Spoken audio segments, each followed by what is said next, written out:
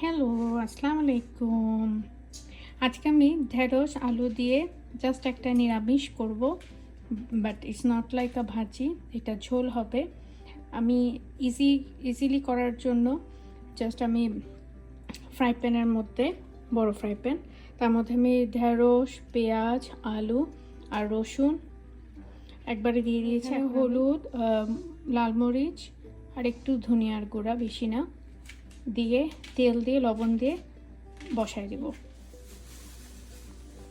Kashmiri red chilli powder, এটা আপনি অনেকটুকু দিতে পারবেন, কালারটা অনেক সুন্দর আসবে, বাট কোনো ঝাল হবে না।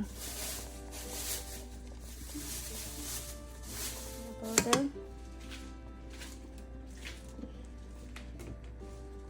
লবণ স্বাদ মতন,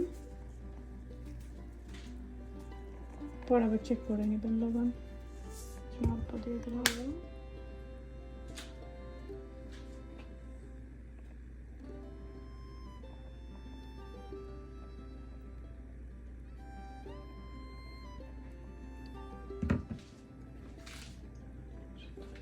আমি গ্যাসটা অন করে দিচ্ছি।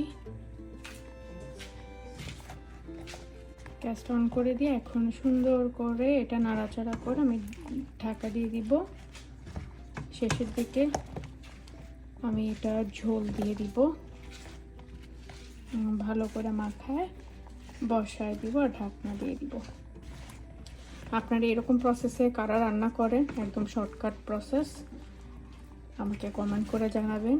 ঠিক একই প্রসেসে আমি চিকেনও রান্না করি, বিফও রান্না করি, জাস্ট একটু মশলার হেরফের হয়। আমি এভাবে মাখিয়ে ফেলেছি, আর ঢেঁড়সগুলো আমি একটু আস্ত আস্ত আর লম্বা লম্বা রেখেছি। এখন আমি ঢাকা দিয়ে দিব, পরে আমি ঝোল দিয়ে দিব। পরিমাণ মতন ঝোল দিয়ে দিয়েছি, এখন সে আস্তে আস্তে সেদ্ধ হবে, আলু ঢেঁড়স একসাথে। ঢাকা দিয়ে রেখেছি। রেডি হয়ে গেল মজাদার আলু ঢেঁড়সের ঝোল। ইটস জাস্ট নিরামিষ, আমি একটু ঝোল ঝোল রেখেছি কারণ পিচ্ছিল পিচ্ছিল এই ইয়ের সাথে ঢেঁড়সটা সাথে খুব মজা লাগে। Thank you for watching.